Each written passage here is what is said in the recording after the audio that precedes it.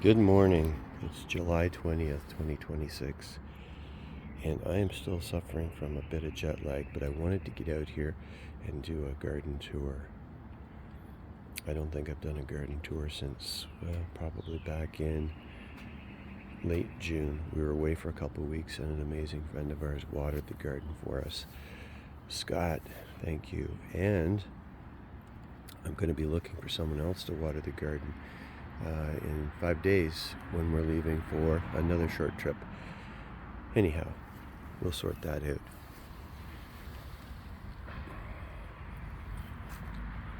So I've been in the garden since I got back on Friday, still suffering from a bit of jet lag, still feel a little out of my time zone. But I was in doing all the yard work, and when I got in the garden I did some fertilizing and some weeding, so it should be fairly clean in here. This whole patch here is onion and tomato, and I've done the tying up of the tomatoes. They're growing like crazy, as you can see, and every single plant has fruit on it. Over here we have our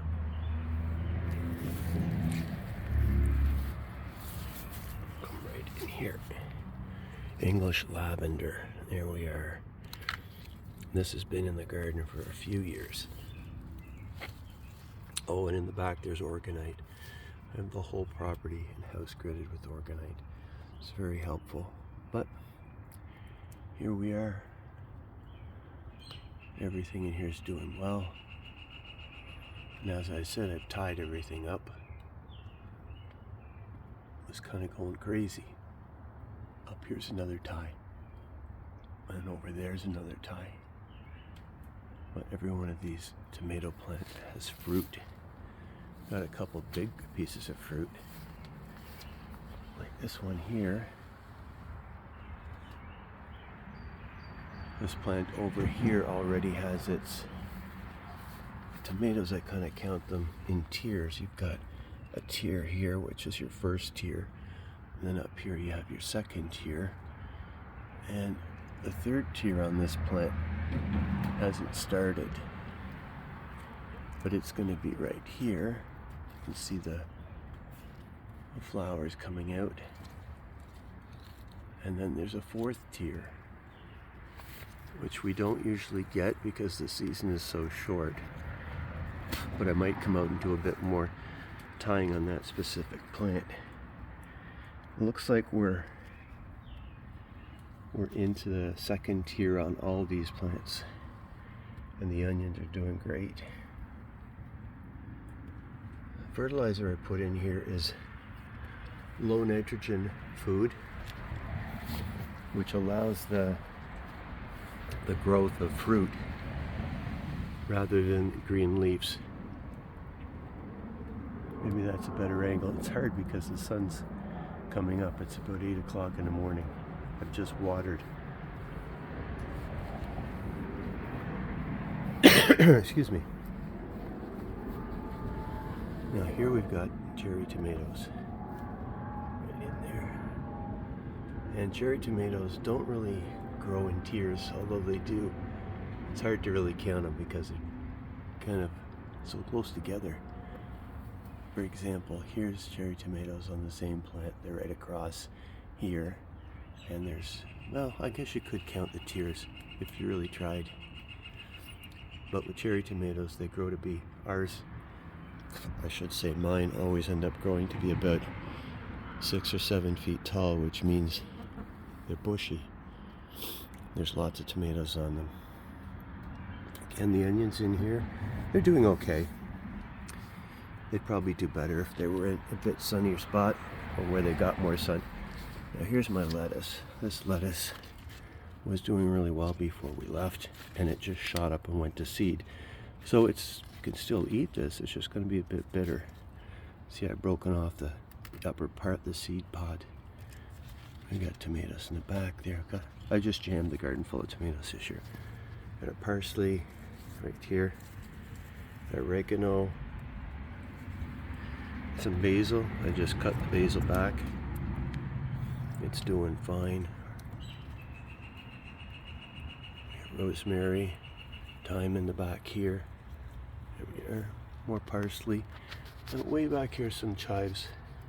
I think I see some weeds growing in here, a little bit of clover.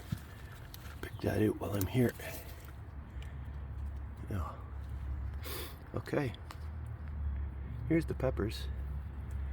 These are bell peppers on the bottom. So we've got a bell pepper on that. Got a bell pepper starting over there. These ones will take a little bit longer to grow than the hot peppers because there's more fruit to grow. And this little guy here, I've never grown it before. It is Northern Lights, a hot pepper. But it's going bonkers with fruit right now. Not sure what kind of bugs are out here right now. They're like gnats. Tiny little bugs, they fly right into your eye. This is a habanero. I've never grown a habanero pepper before. But here we have them. It's going to be very fruitful for people that like hot. Over here, more bell peppers coming on. And up here on the top, these are all jalapeno peppers. Jalapeno. I'm going to say that right. Lots and lots of jalapenos throughout here. This plant here, I think, is a bell pepper. And I'm going to move that down. Not that it really matters. And here we have banana peppers. This little plant here and a couple more are just doing amazingly well. I've already taken a couple peppers off it and given them away to my daughter Jen. Yeah. Alright, here is a little cucumber in a pot. Now, it didn't look all that healthy before we left for our trip, and when we got back it was looking even worse, but yet it had a beautiful big cucumber on it, which I ate yesterday. So looks are deceiving sometimes. Here we've got a Roma tomato. You can see they're a completely different shape of tomato. Longer type tomato. If I can get you in there to see this one. There you go. And we've got kale. The kale looked pretty scrawny, but it's big enough now to eat. I had some the other day. Something's getting in here though. Some rabbit's getting in there and chewing it up. I'm blaming the rabbits. And over here we have the other two Hungarian hot peppers. Kind of like a bell pepper. I wouldn't consider them super hot. Banana pepper, that's what they're called. So this one here is a banana pepper. One of them is Hungarian hot pepper. But I'll let my daughter figure it all out. Over here we've got the cucumber that's in the ground. It should be doing really well. It looks healthy. But before I left, I came out and helped it pollinate because the bees don't like them that much. So you have to take care of it. I can't see that many cucumbers on it. So that self-pollination, that helpful outsider is really important. Now, the rest of the tomatoes in this section here are doing extremely well. You can see we've got more onions and tomatoes. I just grow what I think we're going to eat, number one. Number two, I grow what I know works well in this southern facing garden area. Going to get lots of sun in here. There's nothing you can do about it. These tomatoes have all been tied up. There's a couple that may have to get a little bit more support before I leave again. If you come down here, we have beans. And when I came back, I was disappointed to find out that a lot of the beans have been chewed off. You can see chewed off there, chewed off right here. You can see that right there. Top of the bean plant's gone. And something's been in here chewing. Down here it's even worse. Right down to the ground in that case there.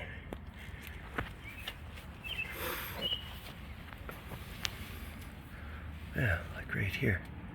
It chewed the plant right off. Here again. So I put up this chicken yesterday, and it's just hanging in there loosely. I think it's a rabbit, honestly. I've seen rabbits down here in this area of the garden having a little bit of fun eating before shoot them away, but animals have to eat too, and if they like something that tastes better than their grass, whatever else they eat, they'll eat it. So I'm going to try and shore up this fence.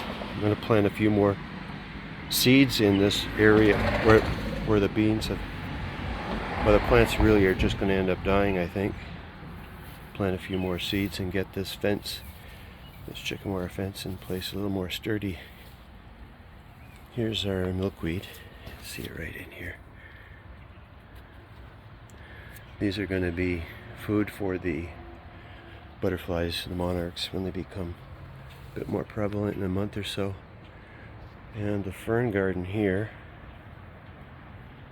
fern garden and the hostas are doing, like they always do, exceptionally well. This fern here is amazing. It started off so small, a tiny little thing.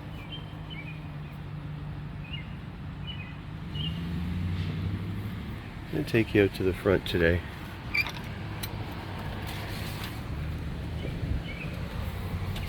A couple tomato plants you guys haven't seen in a while. Close that gate behind me. Next door neighbor's done a really good job with his garden. Here we are. These are the tomatoes I put in pots. Didn't have any room in the garden for them, and I just wanted to keep them. And they're a bit of a gamble because I'm not used to growing tomatoes in pots, but I built this trellis in here. It's sturdy, and it'll be something I can anchor them up to about 4.5 feet, which they're almost at right now. But there's fruit on every single plant. That's all you want. Lots and lots of fruit. And so I've done a lot of trimming on these plants, and all of the tomatoes have been checked.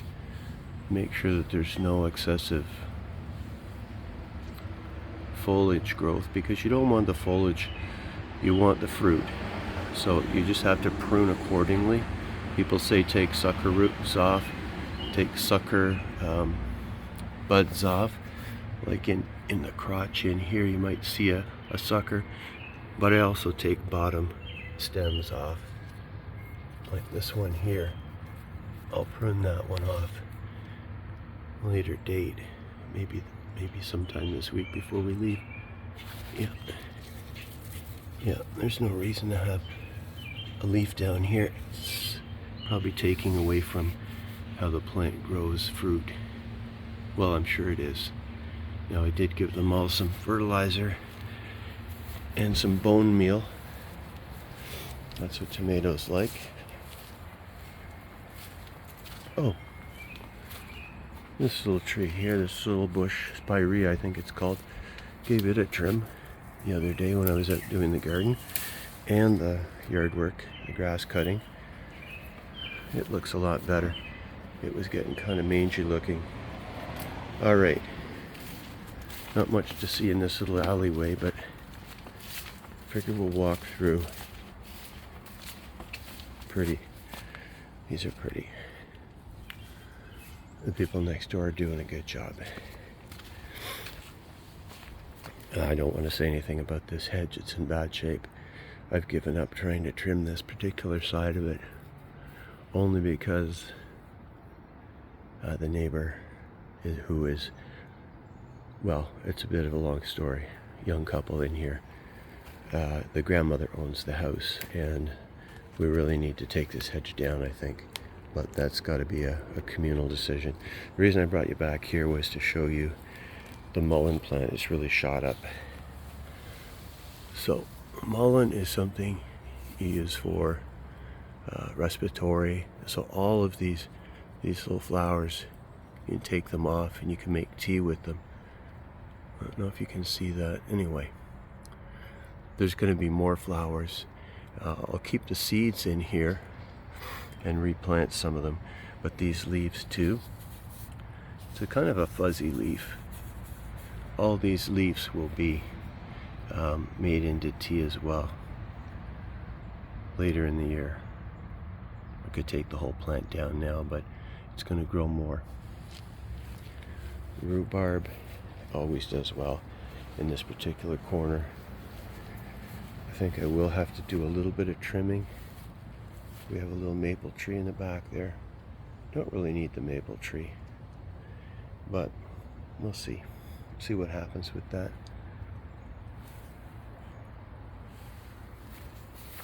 Now, a couple things left.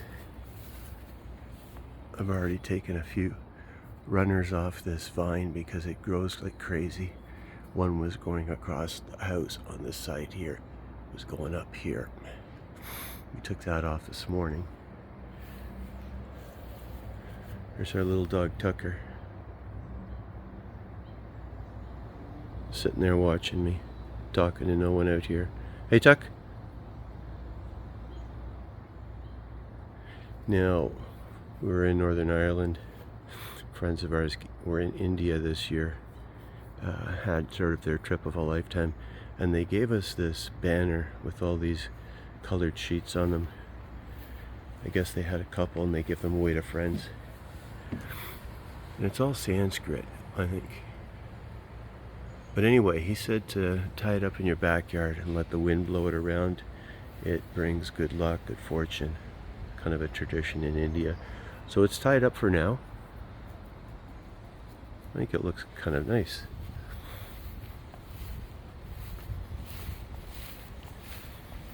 So that's the garden tour. I'm just trying to get it ready for our next little vacation. Get somebody to come over and do some watering for us. That'll take us through till the beginning of August. Anyway, thanks for coming along. Hope you enjoyed the video. Take care.